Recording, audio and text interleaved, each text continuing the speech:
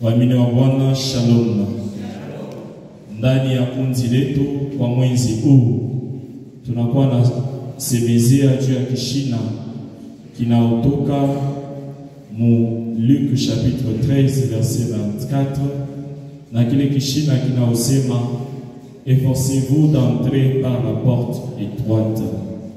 Tujikaze kupitia pa mlango mwembamba. Na mukazi tatu iliyopita mtumishi wa Bwana Mungu alikuwa anatusemezea juu ya kishina kinaosema soumettez-vous donc à Dieu et résistez au diable et il fuira loin de vous. Kishina cha siku ya leo kinasema prenez garde à vous-même pour ne pas perdre le fruit de votre salut. Tusopeke sisi wenyewe ili tusipoteze tuzo letu.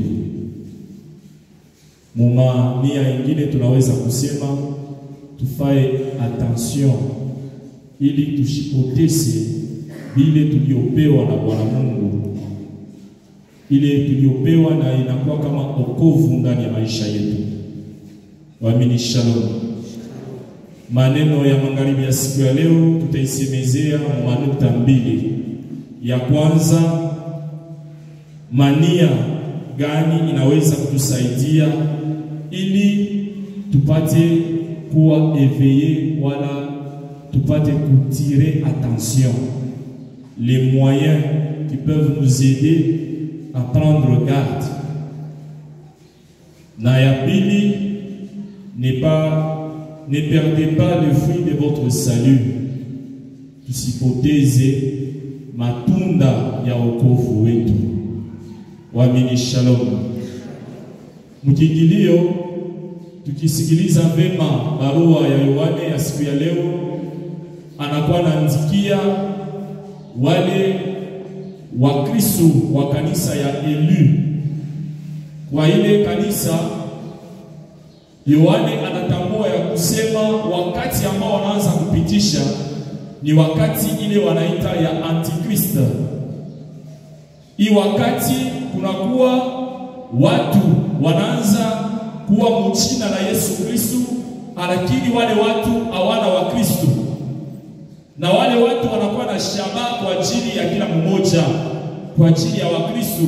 Juu ya ile shabaha ni nini? Kuwapevusha, kuwatosha njia sawa ya Kristo na kuwapeleka njia ya uongo. Yohane anapendelea kuavertir taifa la Bwana Mungu ya kusema attention, kuna kuya watu wale wanakuwa na nia mbaya, weko nakuwa mchina ya Kristo, lakini wale watu haina wa Kristo. Kwa ile wakati hata siku ya leo inakuwa na continue ile wakati. Leo kunakuwa watu weko na jita wa profeti, huku watu weko na jita wa pasteur, huku watu weko na jita watumishi, lakini wale watu hawakutumiwa na Bwana Mungu. Na weko na shabaha fulani kwa ajili ya kupevusha taifa la Bwana Mungu, kuwatosha katika njia ya usawa na kuwapeleka katika njia ya upotevu. Na leo hii barua ya Yohane inakufikia na wewe. Kwa sababu hii wakati tukunapitisha ni wakati ya Antikristo. Na kwa hii wakati hii tukunapitisha magharibi ya siku ya leo, napendelea tukuonesha mkingilio ya kusema kumbuka fasi ambao Bwana Mungu alikuitia. Ni vizuri sana utambue. Ni vizuri tambue fasi ile Bwana Yesu Kristo alijirencontre na wewe. Angalia mule Bwana Yesu Kristo mule alikutanisha. Alikutanisha ni kufuraha, jumla alikutosha. Alikutanisha ni mateso, jumla alikutosha. Alikutanisha ni misijue magonjwa, jumla Bwana Yesu Kristo mule alikuwa kufanya rencontre na wewe na kukutosha. Na wakati alikutosha, ulisikia maneno ya Bwana Mungu. Ulisikia yaliyokuwa matendo ile Bwana Mungu alikuwa anatenda kupitia wakale, kupitia watu kadhalika, na wewe ulikroire kwa Bwana Mungu. Na wakati ulisikia, ni vizuri ujue kukubali ile maneno na kuya kuichunga jalousement. Juu ya nini? Parce que hii moment tunapitisha mosea moment grave ya kusema huku watu waongo weko na kuja kwa ajili ya kurarua bila ushakushikiaka kwa Bwana Mungu, bila ushakushika kwa Yesu Kristo. Ni vizuri utambue mali gani Bwana Yesu Kristo alikuita. Ni mali gani Bwana Yesu Kristo alikukutanisha. Mpendwa, shalom. Shalom.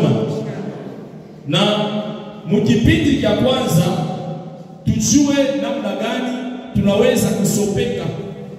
Namna gani tunaweza kutire attention juu ya kusema wakati waaminifu wa uongo, vitu vya uongo vitaweza kuingia ndani ya dunia, namna gani naweza kujidefendre. Shalom. Na njoo kwa maana kipande cha kwanza kinasema les moyens qui peuvent nous aider à prendre garde. Ile takusaidia utire très attention. Ni moyen gani? Ya kwanza wanatupatia la parole de Dieu. Juu ya nini? Neno lake Bwana Mungu itakusaidia ujue kutambua ya kusema huyu ni antikristi. Ujue kutambua ya kusema huyu hata kama unasema mambo ya Yesu, ashina wa Yesu Kristo. La parole de Dieu inakuwa une arme offensive et une arme défensive. Wakati Bwana Yesu Kristo aliingia ndani ya jangwa, mchangwa mula alikuya, Bwana Yesu Kristo alikuwa tente. Na wakati alikuwa anajaribiwa, Bwana Yesu Kristo aliutilize sauti ya Bwana Mungu. La parole de Dieu. Ndio ile aliutilize kwa ajili ya kuriposte kwa bile shetani anaanza kupropose. Mie na wewe tunaitilizaka nini? Ni moyen gani ile tunakuwa na utilize ili tupate kujidefendre mbele ya ile dunia inakuwa na tupropose. Na mwa ile parole tunapasha kujua ya kusema mwenyewe eko na kuya kwetu ni mtu asha kujua neno ya Bwana Mungu. Kama vile shetani ndani ya desert wakati alimkutanisha Yesu Kristo alimuonesha ya kusema simeandikiwa ya kusema atamuru kwa jeshi lake la malaika kwa ajili ya kukuproteger. Na inaandikiwa ndani ya Biblia. Na ule eko na kuya mbele yetu tujue ya kwamba ya kusema asha kujua maneno ya Bwana Mungu. Njoo kwa maana tunekalaka pale beko na kuonesha ya kusema shikia sisha kuandikiwa fasi fulani parce que il a utilisé la parole de Dieu. Wewe ujue comment kujidefendre, unaanza deja kujipeleka facilement. Utetika facilement. Na tunaweza kuipata mu Matthieu chapitre 4 verset 3 à 10. Matentation ile Bwana Yesu Kristo alikuwa anapata wakati eko mjangwa. Na Bwana Yesu Kristo alianza kurudisha kupitia neno ya kusema mtu asiwezi kuishi kwa mkate tu. Mtu hapa duniani ashina paka ya kuishi juu ya mkate, ila kwa neno litokalo kinywani mwa Bwana Mungu. Bwana Yesu Kristo aliutilize neno lake Bwana Mungu kwa ajili ya kuliposte mbele ya ule diable, kwa ajili ya kuliposte mbele ya ule shetani, ya kumonesha ya kusema tamwabudu Mungu moja tu, imeandikiwa. Sasa mie na wewe tunajiulizaka arme kani ile inaweza kutusaidia wakati ule movu anakuwa anatusogea. Wapendwa, shalom. Leo tunakuwa nasikiliza haina tena ya kusema mkuye Bwana Yesu Kristo atakitendea maajabu. Leo ni kusema kuya kwangu Mungu wangu atakutendea maajabu. Kuya kwangu utakuponesha. Kuya kwangu utapata kukweli. Kuya kwangu utapata kazi. Kuya kwangu utapata protection. Hatumsikie tena Bwana Yesu Kristo ya kusema Bwana Yesu Kristo ndio anatembea sasa na mwile mission salvatrice yake ya kuponyesha waliokuwa wagonjwa, ya kufungua waliokuwa wafungwa. Leo inakuya kuya kwangu Bwana Yesu Kristo, kuya mie nitakutendea maajabu. kuya nitakuombea, Mungu wangu atakutendea maajabu. Waamini wa Bwana, shalom. Na sisi wote tuko batemoin ya kujua sema hii period tunapitisha c'est une période d'antichrist. Hakuna tena utambua ya kusema ni Mungu yuko anatenda. Leo watu wanakuwa na rarua taifa lake Bwana Mungu juu ya nini? Paske Baba anajua ya kusema okovu abana nayo. Wakati eko na mtumikia shetani, hasa kujua ya kusema mwisho yangu ni kwenda kugeena. Na njia ile anaenda kwa taifa lake Bwana Mungu ajili ya kuyararua. Anaenda vers le peuple de Dieu pour les distraire et les désorienter de la voie de Dieu. Sasa mie na wewe kama tupende kuchunguza maneno ya Bwana Mungu, tutatambua namna gani ya kusema uye mbele yetu. Hii maneno kuna tutangazia ni ya Kristo wala ni yake. Tutaitambua namna gani? Shalom. Shalom. Shalom. Jean 10:10. Les voleurs ne viennent que pour égorger, détruire et tuer. Yeko nakuwa na mission yake ni kufanya nini? Kukua. Mission yake ni kukuharibisha. Sio kwa maana utanza leo au parce que ni magonjwa sana, twende kwa mtu fulani. Unafika kwa ule mtu pour un petit moment, ile magonjwa nafasi inaishi. Pale takurudiliria, inarudia kanifasa. Unaanza kuangalia kusema kama madepenses sur dépenses. Qui est ce Dieu-là qui peut opérer un miracle dans la vie de quelqu'un par après tenir les membres de Qui est ce Dieu-là? Utaitambua namna gani? Njoo kule shetu tunakimbilia sana. Yohane anakuwa anaonesha taifa lake Bwana Mungu ya kusema mkebe ange. Mkebe ange parce que l'antichrist est déjà là au milieu de vous. Sasa utaitambua namna gani? Mara mingi sie tuko tayari kwa kujipana kwa ile maneno ya vile. Tuko tayari. Na mara mingi watakuonesha kusema twende huku pale utaingia kwangu leta $300, leta $500. Il y a des miracles maintenant qui nécessitent de l'argent. Wapi kule Yesu Kristo alikuwa na opere ma miracle, mbele ya opere miracle anaanzia kuombea seneta mbele makuta. Mais kule njoo kule tukunenda sisi wa Kristo. Njoo kule tukuna pevushwa sasa. Wapendwa, shalom. Shalom. Njia nini tutatumia neno lake Bwana Mungu? Parce que la parole de Dieu nous rappelle que nous avons été rachetés à grand prix. Bwana Mungu alituokoa na bei kabisa. Bwana Mungu alikutosha. Ndio kwa maana nilianzia kusema jua mbele kule Bwana Yesu Kristo alikutosha. Angalia jinsi gani Bwana Yesu Kristo alitika kufa msalabani kwa ajili ya maisha yako, kwa ajili ya jamaa yako. Mais leo uko capable et le premier ya kusema mimi na mwabandone Kristo na mimi nenda kuile maproposition ya dunia. Où est-ce que le Seigneur t'a tiré? Na angalia bei kubwa gani Bwana Mungu alikupatia juu ya kutosha mwile njia ya upotevu. Na wakati alikutosha wewe utambua ile. Tambua leo ya kusema j'ai été racheté à grand prix. 1 Corinthiens 6 verset 1 à 20. Ni kwa bei kubwa sana ndio Bwana Yesu Kristo alituokoa. Ni kwa bei kubwa sana. Sasa vile ni kwa bei kubwa sana, siwezi kuitikia leo maproposition yote ile naweza kuwa humu dunia.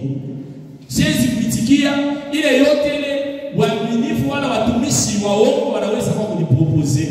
Parce que natambua ya kusema si je suis vivant ou je suis vivante aujourd'hui, c'est parce que Dieu est là. Nani anaweza kusema ya kusema j'ai une raison de vivre et cette raison c'est Jésus-Christ. Nani anaweza kusema? Shalom. Mita usé de la parole de Dieu, Dieu a dit parce que neno lake Bwana Mungu ni taa miguuni mwangu. Ni ile neno Dieu anakuwa ananiongoza. Ni ile neno Dieu atanifungulia ya kusema wakati unasikia maneno ya Bwana Mungu kukubali na bobe kuna kuya waongo kwa ajili ya kupevusha. Psaume 119, verset 105. Psaume 119, verset 105. Na wakati utaanza kuchunguza maneno ya Bwana Mungu kama mwanga, kama ile mwangaza miguuni mwako, ile kuna kuongoza kila siku ndani ya maisha yako, Saint Paul apôtre atakurapele hiki kitu ya kusema, nous vous recommandons frères au nom de notre Seigneur Jésus-Christ de vous éloigner de tout frère qui vit dans le désordre et non selon les instructions que vous avez reçues de nous. Jo kwa maana batu batezi kwanza kuona bingine wakati unachunguza maneno ya Bwana Mungu, wakati kuna chifua rafiki ya maneno ya Bwana Mungu. Neno lake Bwana Mungu itakuonesha ya kusema fuis la mauvaise compagnie. Ninaandikiwa 2 Thessaloniciens 3 verset 6.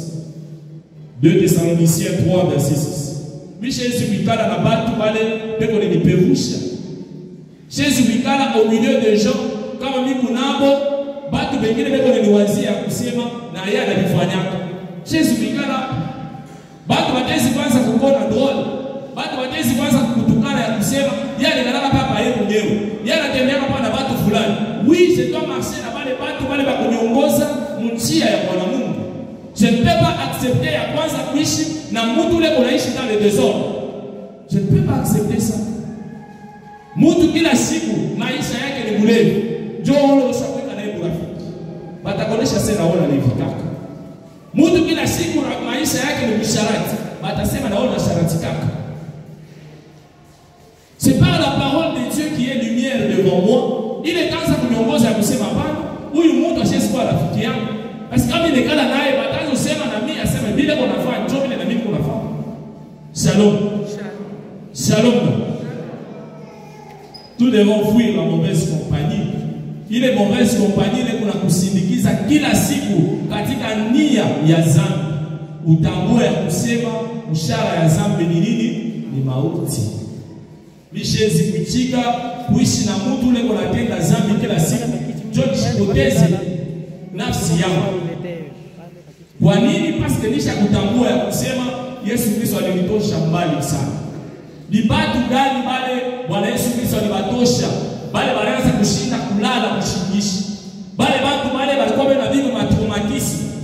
Le Seigneur l'a tiré de là. Welo kumtosha mjia ile Bwana Yesu Kristo alimwita. Et cette personne est capable de kutika kusema nyanze kuishi sana na huko mtu dans le désordre. Jamais. Parce que acha kutambua ya kusema ule Yesu Kristo alinitosha ni mbali. Et c'est par la lumière de la parole. Dieu tatambua ya kusema ça c'est une mauvaise compagnie. Michel kuishi pamoja nao. Parce que l'antichrist quand il vient, premièrement il vous proposer les vitu vile wewe unavyo zaidi, unavyo besoin. Acha kujua sema besoin na kazi. Jambo la kupitia ya kusema unaona bambako hii kitabu, soma kwa kitabu, ubienda wako imai, utenda tupake hivi pale pa kubeba bantu watakona deja wa kwanza. Mais par rapport à ce que tu as déjà reçu de Christ, utasema nini? Parce qu'il va passer par la misère que tu as pour vous proposer à kusema ni makuta, uteipata tupaka fatu magie. C'est lorsque tu te sens faible que le diable vient vers toi. Asa utatambua namna gani ya kusema huyu ni shetani. Utamtambua namna gani? Kama haujuwake kusoma maneno yake Bwana Mungu. Utamtambua namna gani? Mabini wa Bwana shalom. Shalom. Romains 6 verset 23. Le salaire du péché, c'est la mort.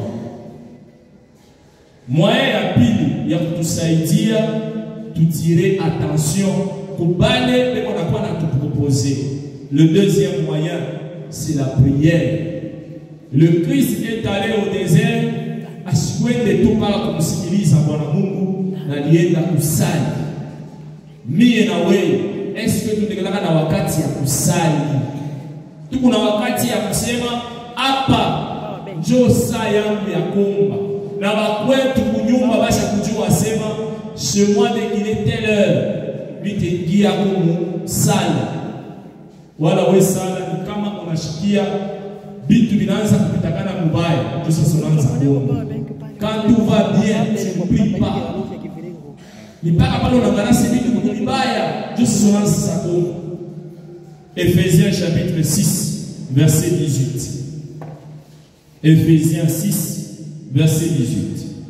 Faites en tout temps par l'esprit toutes sortes de prières et de supplications. Wakati yote ujue kuomba kupitia Roho Mtakatifu.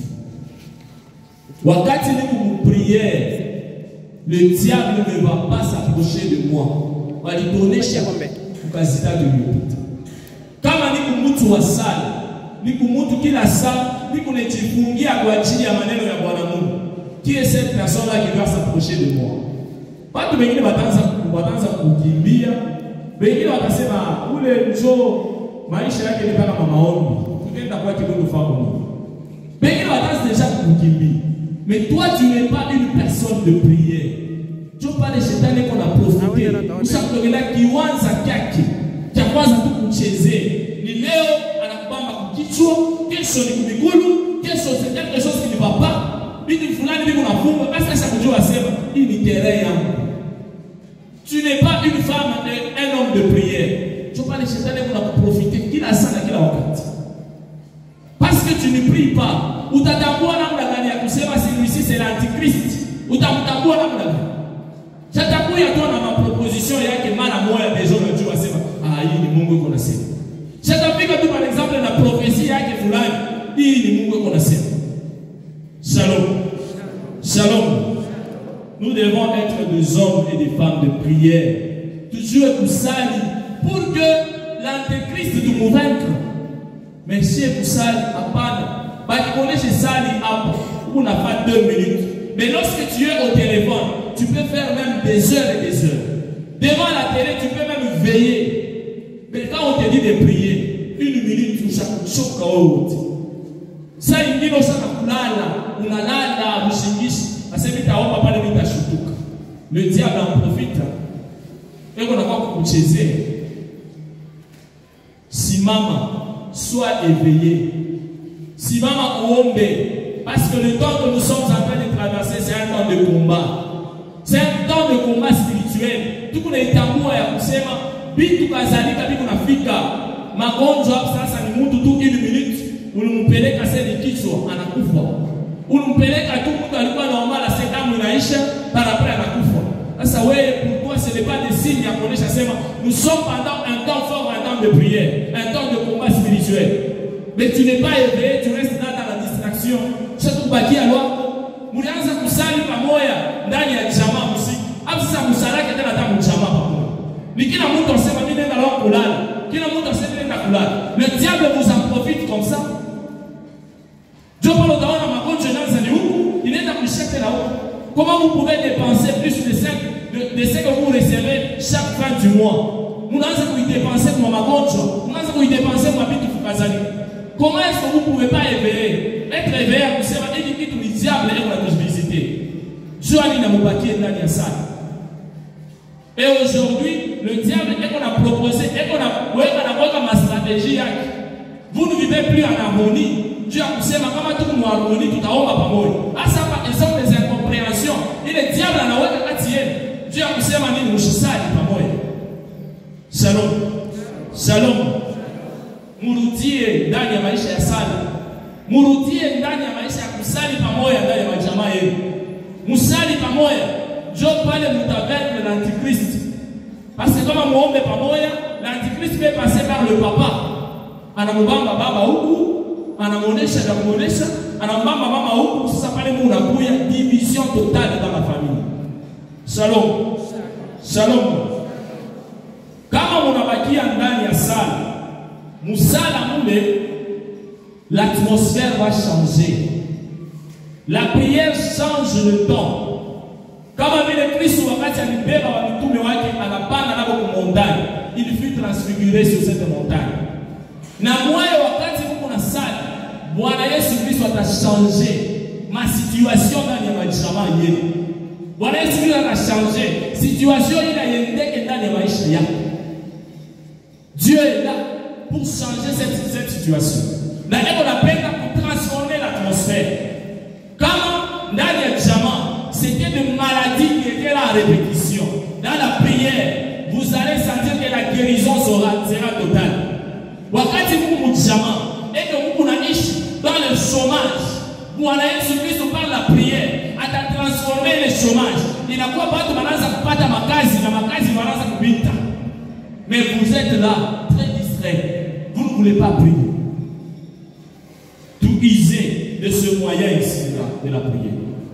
Sala itatusaidia kutoka mwile distraction.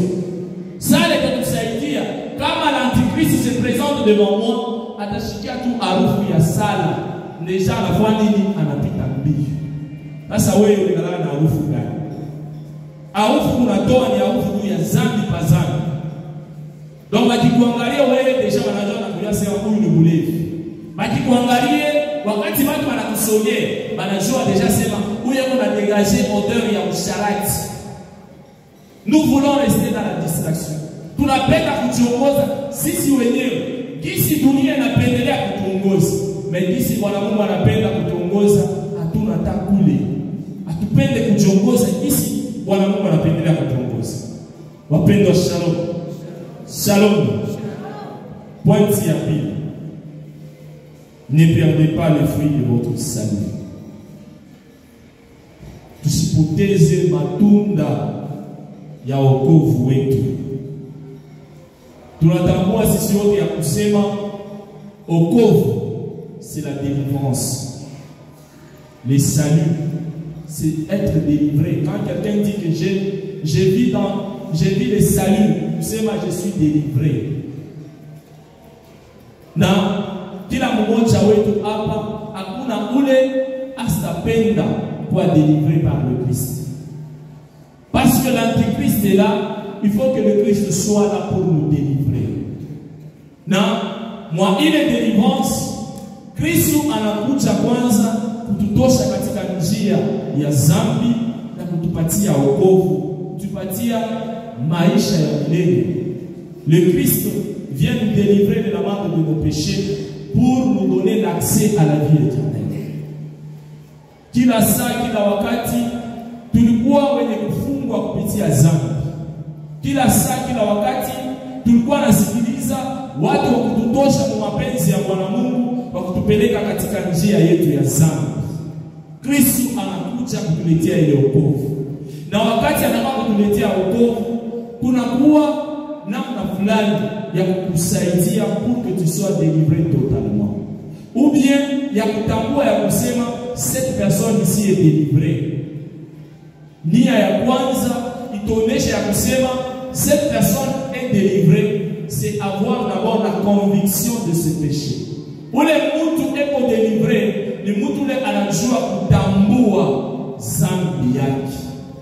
Anajua kutambua ya kusema hii nilimkosea Mungu na nilimkosea jirani wangu. C'est quelqu'un qui se reconnaît, qui reconnaît quand même ses torts. Il y a kusema je suis coupable devant Dieu, je suis coupable devant mon prochain. Ule mtu tunaweza kusema c'est une personne qui vit le salut. Ule mtu kuna wokovu. Sasa mie na wewe tunarekonektra kama zambi yetu. Mie tu na wewe. Ou bien tukupale juu ya kuakuze mtu mwingine. Hapana ni mtu fulani, hapana ni dada, hapana ni mama. Wewe kurekonektra tu ya kusema nilitenda zambi. Ni vigumu kwako. Hata kama papa anakuja hapa au kuonesha, huko na mongara paka ile sema hayo, sema para prédicate. Savoir reconnaître ce tort devant Dieu et devant mon prochain. Kuku batu bengine abayuwate kulomba buluma. Batu bengine baka wewe tu na raison. Baka wewe tu anakutendea vibaya, wewe utendea nake na vibaya. Baka wewe. Na kuku batu bengine abayote kulomba buluma. Donc toi tu es là pour juste demander pardon. Ah, biku nguvu. Wa mwana mtu kulomba pardon. Na ule wote kosea, awe kulomba pardon. Nous ne savons pas demander pardon. Et puis par après nous disons j'ai le salut. Niko mtu mwenye kuokolewa. Niko mtu kuna wokovu. Mais kuomba tu mtu kuruma, kutambua mbele kile ufanye kibaya, au wewe kutambua. Wewe lako ni hapa na raison. Wewe kurumia kurumiana na wewe au wewe au kurumiana. Wewe mwema kurumie, mais wewe kurumiana pana. Ou capable de rappeler un problème qui s'est passé il y a 10 ans. Moi kuna mweleza mtoto sasa ile mambo alikufanyia leo. Leo upenda kumsikia ndugu yako. Leo upenda kumsikia mama yako mzazi, baba yako mzazi. Basi kutendea kitu fulani. Usakubakia nacho muro. Ni para prema na kuita Mkristo. Mimi kuna wokovu. Mimi tengia na ufalme wa mbingu. Tengia ufalme wa mbingu wewe kurumia na watu. Utaingia mfano wa mbingu wewe kutazama mtu na macho ya huruma. Au yeye kumwangalia kusema celui-ci c'est mon frère, celui-ci c'est ma sœur. Au yeye kumwangalia kusema huyu mtu ni mtu aliumbiwa kwa sura na mfano wa Bwana Mungu. Au yeye kutoa huruma. Na para kwetu sema ni kuna wokovu. Tujue kutazama mtu, kutazama jirani wetu na macho ya huruma. Kujua kuhurumia. Quelqu'un qui pardonne facilement, c'est quelqu'un qui vit le salut. Oui, il faut baiter bantu bote na bala bakuyeni mambo ile ufanye. Baitiwe tu sababu kutika sababu. Ni para kwa kulala na kulala na kumshindisha très bien. Unaomba na kuomba. Shalom. Shalom. Romains chapitre 3 verset 23. Ule mtu eko naishi wokovu ni mtu ule kuna huruma. Eko na pardonner facilement. Eko na pokea huruma na eko na hurumiana. Hapana kupale wewe mambo yote usaka kuifunga kama roho. Ton cœur là est une prison. Mungu alipata bangapi ushakweka. Kama unabaona hivi na kuya upendeke kuli. Na kunya upendeke kunya mai. Parce que le monde qui monte tout déjà m'a sentir posé. Et par après tu te dis je suis chrétien, je suis charismatique. Shalom. Shalom. Ya pili itonesha matunda gani itonesha kusema huyu mtu yuko na wokovu. Parce que wanatonesha tukele ange tushipoteze ile matunda ya wokovu wetu. Ile matunda ikononesha ya kusema huyu mtu yuko na wokovu inakuwa repentance, kufanya metanoia, kujua kugeuka. Hapana unabakia paka vile unakalala kila siku. Mimi wangu niko inchangeable. Na wakia paka hivi. Donc wewe kama usabeba decision, ni decision yako njoo ile unafuata. Mwanzo kuna mwisho. Wewe bado wengine basi kwa kukuconseiller. Ni wewe moya ndio uteconseiller. Unapaswa kuwa quelqu'un qui change le mode de vie. Ya kusema vraiment ni mtu unaishi wokovu. Na wanapatiaka maexample ya kuonesha ya kusema huyu mtu eko na ishi metanoia ndani mwake. Huyu mtu eko na ishi repentance ndani mwake. Ni ule mtu ashiriki yake makosa moja. Leo bana kuonesha sema uliiba. Kesho tena niliiba. Kesho ingine tena uliiba. Mais par après tu te dis je suis repenti. Au ya kwa repenti. Au yaanza kuishi repentance. Pourquoi tuanza kukutia kama mobile ushakutapika? Utaanza kukutia kama mobile ushakufanya zamani. Shalom. Shalom. Matunda gani tena tuonesha kusema huyu mtu eko na wokovu? Ni kujua kutubu dhambi zetu, savoir se confesser. Kubatu wengine hapa ndipo alijikonfesaka pale alipata première communion. Wengine depuis kama ni pa mariage kunesha. Hii mashiku yote wewe kujikonfesia hapana. Niko la Mungu mtakatifu kama ni unaomba ni direct na Bwana Mungu. Na unaomba tu directement. Donc wewe ujitambue kusema huko mkosefu. Watumishi wa Bwana Mungu weko hapo. Ni watumishi kanibale wamekaraka ya kusema mimi nenda kubona cure, mimi nenda kubona prêtre fulani na kuya leo kujikonfesia na msasa ruria. Ni nani anaweza kusema hivi? Menjia nini atuendelee kujikonfesia? Sauti lake Bwana Mungu unatuonesha Apocalypse 22 verset 11 que le saint se sanctifie davantage. Vous vous appelez des saints, oui, mais vous devez vous sanctifier davantage.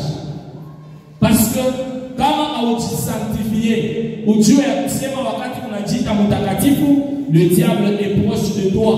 Dieu kutafuta ya kusema nini? Wanguke. Plus tu montes dans la spiritualité, plus matentation yako na wewe kwenda na kupanda au jue ile. Mais comment tu ne sais pas aller te confesser? Shalom. Shalom.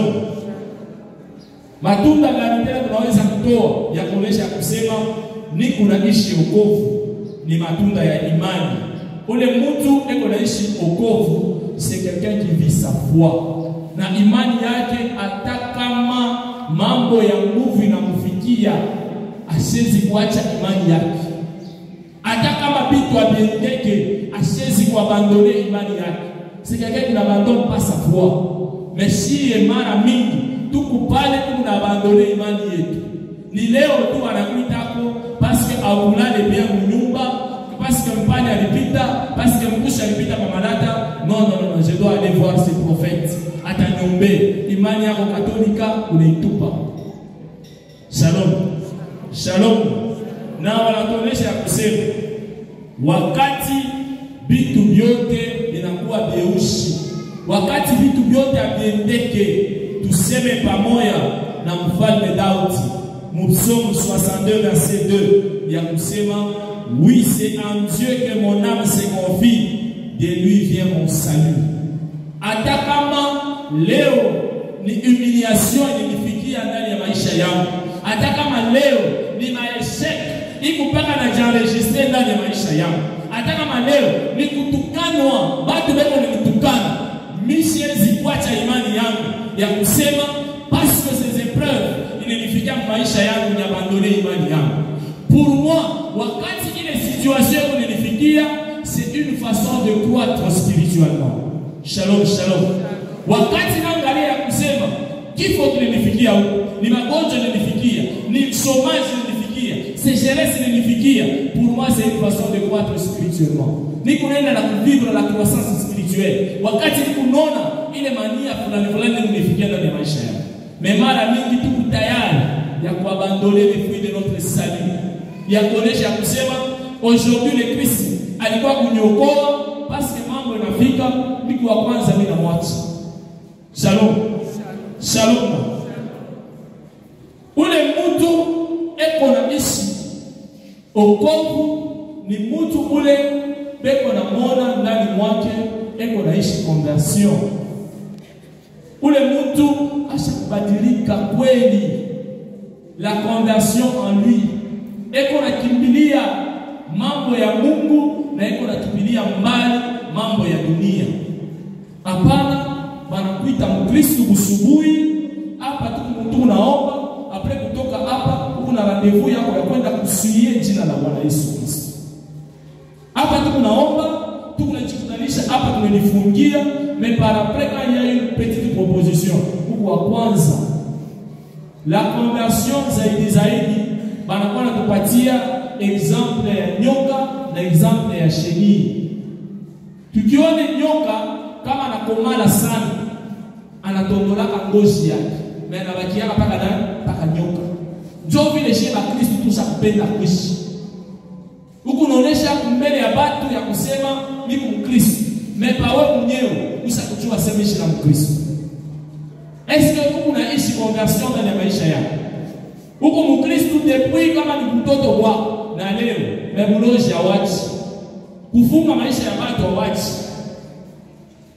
Huko Mkristo huko pale unamtumikia Bwana Mungu, mais maojutisme wakati unafikia huko unaingia vitabu ngapi unani? Maseremoni gani unafanya? Na kwa mwisho kama unaonesha mbele ya watu ukasema niko Mkristo wa kweli, niko mtumishi wa kweli. Shalom. Mais alakini kumwisho utasema kunyoka. Donc on a donné ça tout ya kusema huko na vivre conversion, mais en toi tu es un serpent. Na mfano ile wanatupatia ya pili ni mfano ya kipepeo. Kipepeo mwanzo yote ilikuwa mbele kilulu. Na kile kilulu ile sheni kama inageuka inakuwa kipepeo, haitarudiaka tena kule bukusheni. Sie ba Kristo kama wanatomesha kusema tunabandone zambi, tunabandone njia ya upotevu, tuache maisha yetu na ni maisha mengine. Hatuwezi tena kurudia mbele tulikuwa nayo. Mais leo tunarudia mbio. Mbele tuliacha. Ulitubu bien, unabeba na madawa, unaenda kupeleka mbele ya watumishi wa Mungu. Wanakuombea. Para après, pale unarudia kwa wewe mwenyewe. Unasema non, il faut kuwa na protection Shalom. Donc Dieu ne peut pas te protéger. Dieu te met à kuombea, ni diabule. Ni pas pile rosa gloire. Et puis par rapport au Seigneur ni Kristo, ni unaishi conversion ya kweli. Shalom. Shalom.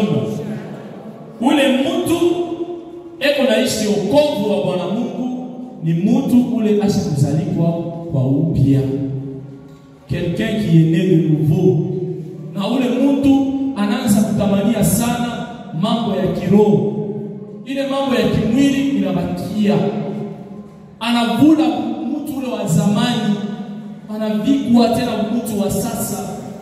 Ya kusema mie hapa mistarudiaka tena mobile vya zamani.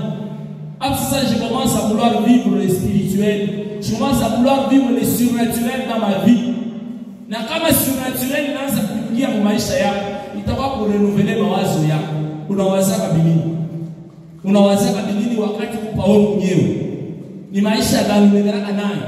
Kama unajiretrouver kwa wewe mwenyewe, unatoka Mruashi, huko par exemple Mkatuba, kule ndio kwa kuonesha kusema kwa Kristo wa kweli Mruashi. Mekule asema wa Mruashi kwa bata nyona, huko naona ni mtu kisofu kipe, iko mimi moya. Shalom. Shalom. Prenez garde à vous-même pour ne pas perdre le fruit de votre salut. Nilisema tambua Bwana Yesu Kristo alikutosha wapi. Kule alikutosha wewe mwenyewe kutemwa. Wewe kutemwa ya kusema Bwana Yesu Kristo alikuwa kunideliver. Bwana Yesu Kristo aliniokoa mambo ya mingi sana. Na leo unajiretrouver sasa face à l'antichrist. Unapasha kumdefendre Kristo par rapport ya bila ushakupokeana kwa Kristo. Est-ce que tu tayari ya kumdefendre Kristo wala kupale tu juu ya kutikia ile maproposition ya dunia? Shalom. Tutamaliza na kusema tutasoma mu barua kwa Tito chapitre 2 verset 11 à 12. Tite 2, verset 11 à 12. La grâce de Dieu, source de salut pour tous les hommes, a été révélée. Elle nous enseigne à renoncer au mode de vie impie et aux convoitises de ce monde et à vivre dans le temps présent conformément à la sagesse, la justice et la piété. Hapa tuko dunia na mwi dunia. Paulo mtume anamuonesha Tito ya kusema tujue kujikonforme kwa ile maneno tuliyopewa na Bwana Mungu, na ile maneno ilikuwa maneno ya hekima, ile maneno ilikuwa ni maneno ya uwaki, na ile maneno ilikuwa ni maneno ya kusukuma kujua kumtambua Mungu wa kweli ndani ya maisha yako. Sasa kwa ile maneno ile yote sasa kushikia kwa Bwana Mungu. Kama leo dunia inakuwa kukupropose vitu, uko tayari wala utaresiste? Na kwa kuresiste tulileta mamwaya fulani kwa kutambua ya kusema huyu ni shetani, kwanza kujitukuza maneno yake Bwana Mungu. Sois ami de la parole de Dieu, sois ami de la prière. Shetani atakukimbia mbali, shetani atachofa karibu na wewe, basi atajua ya kusema hii ni terrain occupé de Jésus-Christ, hii ni terrain occupé de Dieu. Mais kama wewe aupende kuchunguza maneno yake Bwana Mungu, aupende kusali, shetani ataanza kufika na atakuwa kurarua facilement. Mpendwa, shalom. Bwana Mungu azidishe neno lake. Amen.